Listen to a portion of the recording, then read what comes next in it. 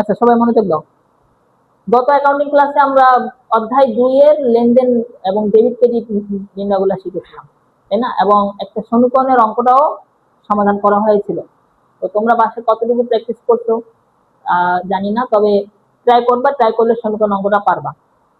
তো আজকে আমরা দেখব, এবং গত ক্লাসে বলেছিলাম যে আজকে থেকে আমাদের সৃজনশীল সমাধানগুলো শুরু হবে। তো আমি যে সৃজনশীলটা এখন সমাধান দিব সেটা হচ্ছে তোমাদের অ্যাকাউন্টিং বইয়ে অধ্যায় 2 পৃষ্ঠা 24-এর 1 নাম্বার, সেটা ভিডিও স্ক্রিনে দেওয়া থাকবে। এবং একের মতো করে 2 আছে, তোমরা 2 নাম্বারটা করার চেষ্টা করবা, ঠিক আছে? তো 1 নম্বরে দেখো বলা হয়েছে, রিফাত এন্টারপ্রাইজ একটি ব্যবসা প্রতিষ্ঠান 2025 সালের ডিসেম্বর মাসে উক্ত ব্যবসা প্রতিষ্ঠানে নিম্নের ঘটনাগুলো সংঘটিত হয়েছে। এরপরে ক নাম্বার কোশ্চেন হচ্ছে, উপযুক্ত তথ্য হতে ব্যবসায়িক লেনদেন নয় এমন ঘটনাসমূহ চিহ্নিত করে মোট পরিমাণ নির্ণয় করো। খ নম্বর হচ্ছে, ঘটনাসমূহ হতে লেনদেন চিহ্নিত করে সমীকরণ পদ্ধতিতে তার কারণ ব্যাখ্যা করো। গ নম্বর হচ্ছে, হিসাব সমীকরণ উপর লেনদেনের প্রভাব দেখো। একটা বিষয় তোমরা মনে রাখবা, অ্যাকাউন্টিং এ একটা অঙ্ক যখন শুরু হয়,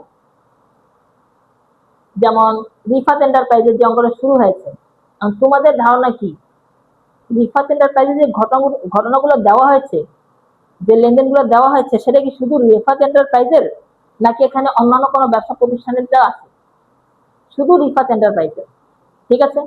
কারণ আমার দোকানে যে ঘটনাগুলো ঘটবে আমি তো সেগুলোই লিপিবদ্ধ করব, নাকি অন্যের দোকানের ঘটনাগুলো লিখবো?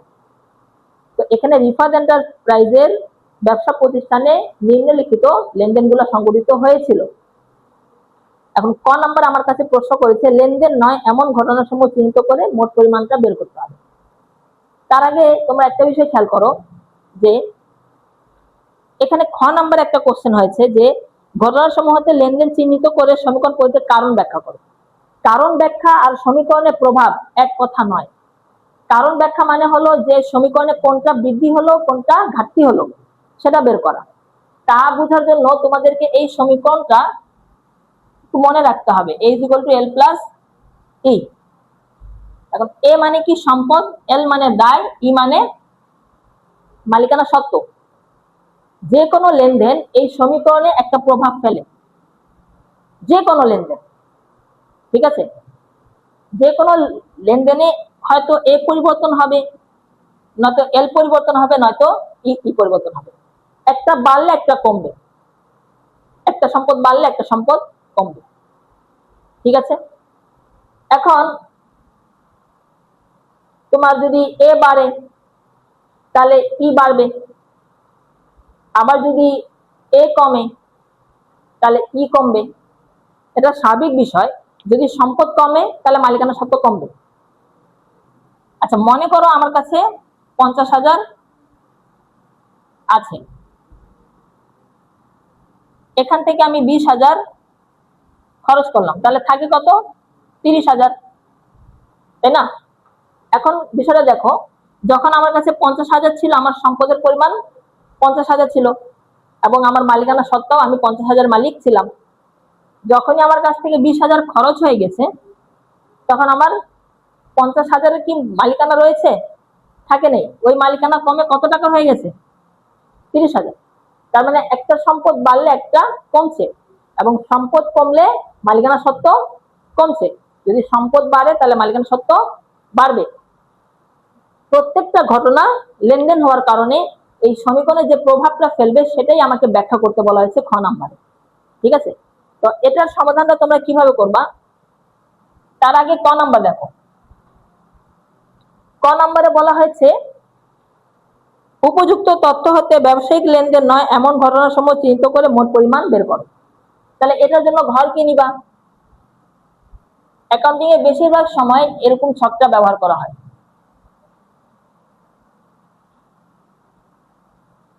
তারিখ, বিবরণ, টাকা, টাকা, ঠিক আছে? তারিখ, বিবরণ, টাকা, টাকা। এখন এখানে যেগুলো লেনদেন নয় সেগুলো জাস্ট নাম লিখে টাকা লিখে যোগ করে দিলে হয়ে যাবে। খেয়াল করো, তাহলে লেনদেন নয় কোনগুলা? 10 তারিখেটা দেখো, মালিক কর্তৃক ব্যাংক হতে ব্যক্তিগত ঋণ গ্রহণ। এটা তো ব্যবসার সাথে জড়িত না, মালিক তার মানে ব্যক্তিগত প্রয়োজনে ব্যাংক থেকে ঋণ নিয়েছে। আর 45,000 টাকা আশাপত্র ক্রয়ের ফরমাইশ, মানে মালিক ইচ্ছা প্রকাশ করছে যে আমি আশাপত্র কিনবো, কিন্তু সে এখনো কিনে নেই। তাহলে এই দুইটা ব্যবসায়িক লেনদেন না, দুইটা লিখে যোগ করে দিলে হয়ে যাবে। তোমরা তারিখ লিখে নিবা, ঠিক আছে? তো প্রথমটা হচ্ছে কি, ব্যক্তিগত ঋণ গ্রহণ। ব্যক্তিগত ঋণ কত আছে? 40,000। আর আসবাবপত্র ক্রয়ের ফরমাইশ, আসবাব ক্রয়ের ফরমাইশ আমি শর্ট করে লিখছি, তোমরা সম্পূর্ণ কথাটা লিখবা, ঠিক আছে? তো আসবাবপত্র ক্রয়ের ফরমাইশ কত আছে? 45,000 টাকা। এখন দুইটা যোগ করো, তাহলে কত হবে? 85,000 টাকা। এটাই হচ্ছে তোমার, এখানে লিখে দিবা লেনদেন নয়, এর মোট পরিমাণ হলো 85,000 টাকা। এটা কি 1 নম্বরের ক, বুঝতে পেরেছ? হ্যাঁ, এরপর আসলে 1 এর খ।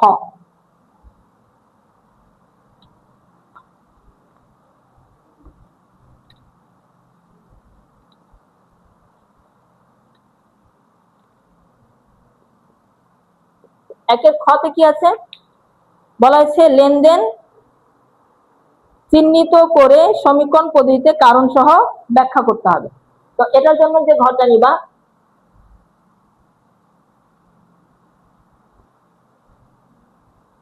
তারিখ, লেনদেন কিনা, ব্যাখ্যা, ঠিক আছে? তারিখ, লেনদেন কি না, ব্যাখ্যা। এখন প্রথম ডিসেম্বর 1 তারিখটা পড়ো। বলা হয়েছে 5 লক্ষ টাকা নিয়ে ব্যবসা শুরু করা হলো।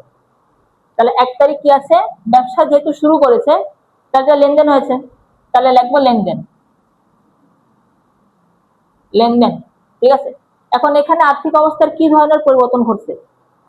এখন দেখো, নগদ টাকা নিয়ে যেহেতু ব্যবসা শুরু করছে, তাহলে ব্যবসায় নগদ টাকা আসছে, তার মানে কি সম্পদ বৃদ্ধি পেয়েছে। যেহেতু নগদ টাকা আসছে এবং এই নগদ টাকার উপরে অধিকার কার? সত্তা কার? মালিকের। তাহলে মালিকানা সত্ত্ব বৃদ্ধি পেয়েছে। তাহলে আমরা শর্ট করে লিখবো আর্থিক অবস্থার পরিবর্তন ঘটেছে। আর্থিক অবস্থার পরিবর্তন ঘটেছে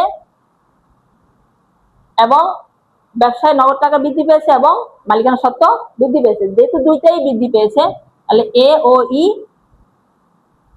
বৃদ্ধি পেয়েছে। বুঝছো বিষয়টা? এরপরে পরবর্তীটা দেখো, ব্যাংকে 50,000 টাকা জমা দিয়ে একটি হিসাব খোলা হলো ডিসেম্বর 3। তাহলে যেহেতু ব্যাংকে হিসাব খোলা হয়েছে, তাহলে এটাও কি লেনদেন।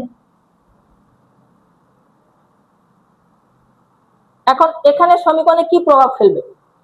দেখো, A is equal to L plus E. এখন মালিক যদি ব্যবসার নামে ব্যাংকে হিসাব খোলে, তাহলে মালিকের কাছ থেকে নগদ টাকা চলে যাবে, এ কি হবে? হ্রাস হবে।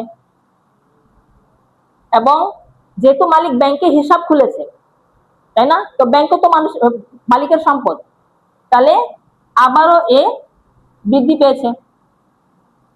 তার মানে সম্পদ একদিকে হ্রাস পেয়েছে, একদিকে বৃদ্ধি পেয়েছে, মানে নগদ টাকা হাত থেকে চলে গেছে কিন্তু ব্যাংকে বৃদ্ধি পেয়েছে। তাহলে এ বৃদ্ধি পেয়েছে এবং এ হ্রাস হয়েছে।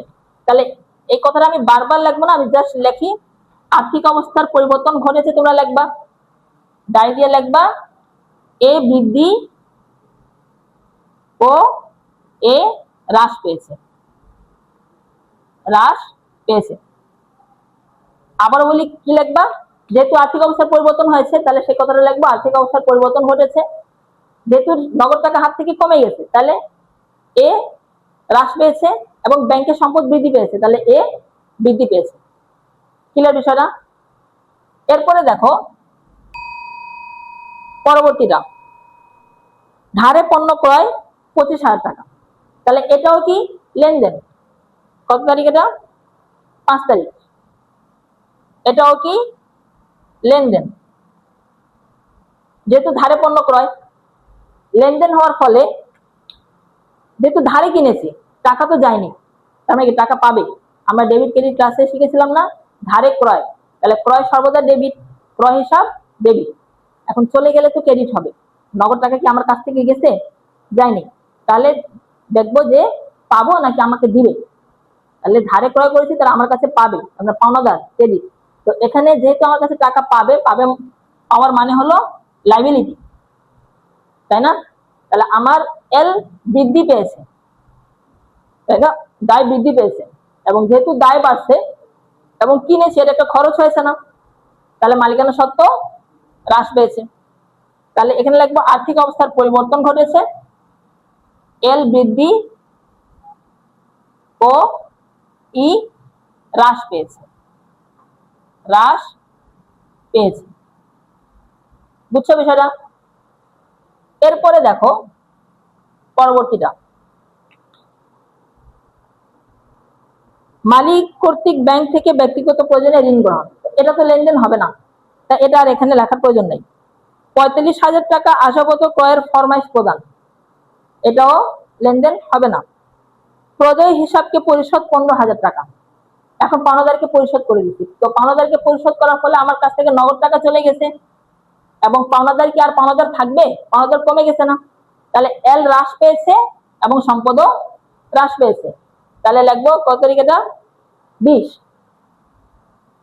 এটা কি হবে? লেনদেন। এবং লিখবো আর্থিক অবস্থার পরিবর্তন ঘটেছে,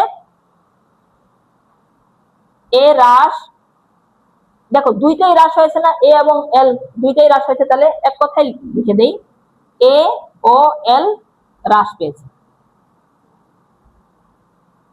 বুঝছো? হ্যাঁ, ক্লিয়ার বিষয়টা?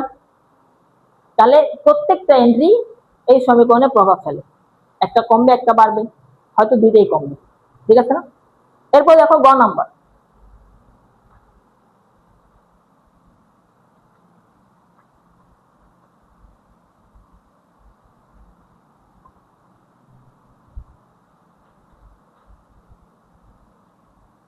আচ্ছা গ নাম্বারটা দেখো। গ নাম্বারে বলা হয়েছে হিসাব সমীকরণের উপর লেনদেনের প্রভাব দেখো। এই যে এটাই হচ্ছে বিবরণী ছক, হিসাব সমীকরণের উপরে প্রভাব। গত পর্বে আমরা দেখেছিলাম এই এল প্লাস সি একটা বিবরণী ছক করে। তো এটা করার জন্য আগে আমাদেরকে ছক আইডেন্টিফাই করতে হবে, দেন তারপরে ঘর কেটে ওই যে 4টা রুলস লিখে দিয়েছিলাম, মনে আছে? মিলে গেলে যোগ, না মিললে বিয়োগ, ঠিক আছে না? তারপরে তোমার সকল প্রকার আয় মূলধনের সাথে যোগ, সকল প্রকার ব্যয় মূলধন থেকে বিয়োগ, ঠিক আছে না? এটা আসলে সত্যতা আছে, ঠিক আছে? এবং তোমার মিলে গেলে যোগ, না মিললে বিয়োগ, এই কথাটার মানে কেমন একটা শুনতে কেমন একটা লাগে না, মিলে গেলে যোগ, না মিললে বিয়োগ। আসলে এই কথাটা তোমরা যেহেতু নাই, তাই তোমাদেরকে অঙ্কটা বোঝানোর খাতিরে আমি বলতেছি মিলে গেলে যোগ, না মিললে বিয়োগ।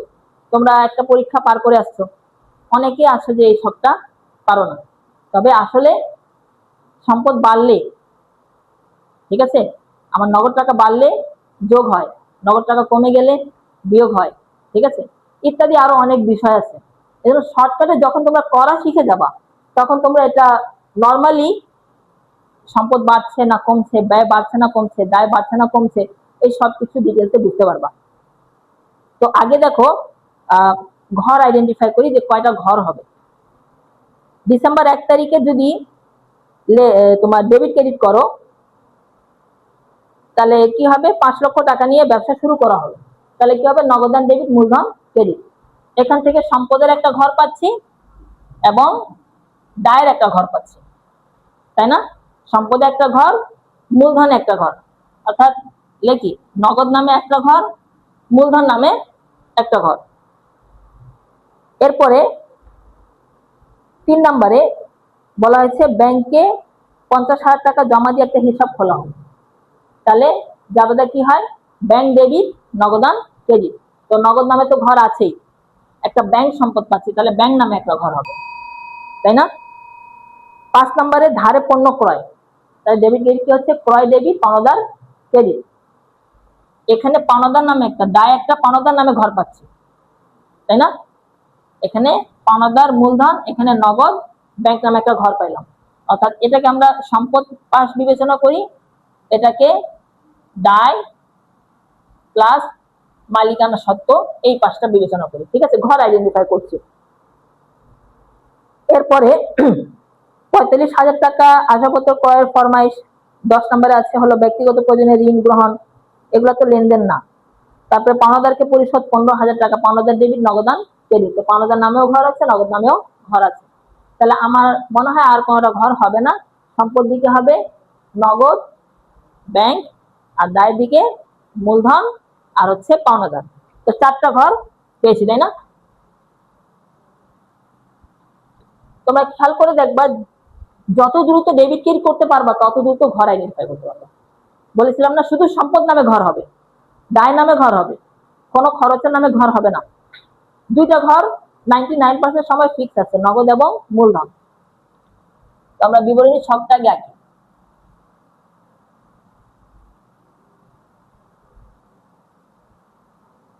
তারিখ, ছকটাকে 2 অংশে ভাগ করো। এরপরে হচ্ছে হলো এ সমান সম্পদ সমূহ, সম্পদ সমূহ, এল প্লাস ই, দায় প্লাস মালিকানা সত্ত্ব।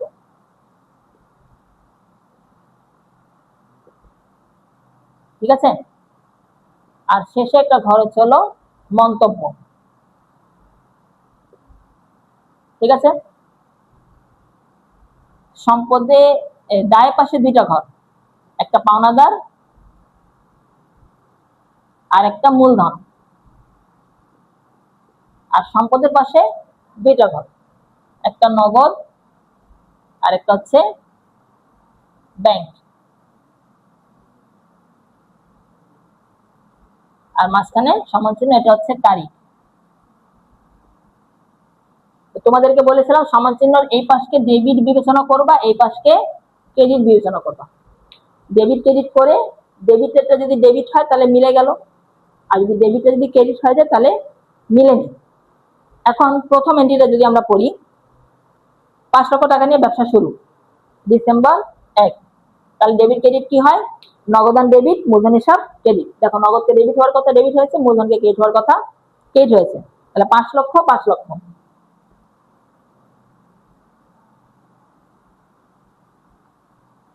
বুঝতেছো তো তোমরা? 3 নম্বরে দেখো বলা হয়েছে ব্যাংকে 50,000 টাকা জমা দিয়ে একটি হিসাব খোলা হলো। ব্যাংক ডেবিট, নগদান ক্রেডিট। দেখো, ব্যাংকে ডেবিট হওয়ার কথা ডেবিট হচ্ছে, কিন্তু নগদকে ডেবিট হওয়ার কথা ক্রেডিট হচ্ছে, মিলেনি। ডিসেম্বর 3। তো প্রথমে একটা যে ছিল, যোগবিয়োগের কিছু ছিল না, তাই বলে আরেকটা করছি। কত টাকা? 50,000, এবং ব্যাংকে যাবে 50,000। ব্যাংকে ডেবিট হওয়ার কথা ছিল, তাই ব্যাংক থেকে বিয়োগ হবে না, ডেবিট হয়েছে। নগদকে ডেবিট হওয়ার কথা ছিল, ক্রেডিট হয়েছে, তাই বলে নগদ থেকে বিয়োগ। এরপরে জের নামাইল, এই 5 লক্ষ 5 লক্ষ নামবে, এই 50,000 নামবে, আর 5 লক্ষ থেকে 50,000 গেলে 4,50,000। দেখো, এটুকু আমার অঙ্ক ঠিক আছে, কিন্তু 4,50,000 সমান সমান 5 লক্ষ, 4,50,000 আর 50 5 লক্ষ। ঠিক আছে, ডেবিট পাশে 5 লক্ষ, ক্রেডিট পাশে 5 লক্ষ। এরপরে 5 নম্বরটা দেখো, ধারে পণ্য ক্রয়, তাই না? তাহলে ক্রয় হিসাব ডেবিট, পাওনাদার হিসাব ক্রেডিট। পাওনাদারকে ক্রেডিট হওয়ার কথা ক্রেডিট হয়েছে। ঠিক আছে, আর ক্রয় হচ্ছে কি একটা খরচ, আর খরচ কি হয়? মূলধন থেকে বিয়োগ হবে। বিষয়টা ক্লিয়ার হচ্ছে নাকি হবে? আমি আরেকবার বলি, ধারে পণ্য ক্রয়, তাহলে কি হবে? ক্রয় হিসাব ডেবিট, পাওনাদার হিসাব ক্রেডিট। তো পাওনাদারকে ক্রেডিট হওয়ার কথা ক্রেডিট হয়েছে, আর ক্রয় একটা খরচ, তাই বলে মূলধন থেকে বিয়োগ হবে। ঠিক আছে, এখন কত তারিখ এটা? ডিসেম্বর 5। কত টাকা? 25,000। পাওনাদারের ঘরে যাবে 25,000, আর মূলধন থেকে 25,000 বিয়োগ হবে, তাই না? এরপরে যোগ বিয়োগ করে দাও।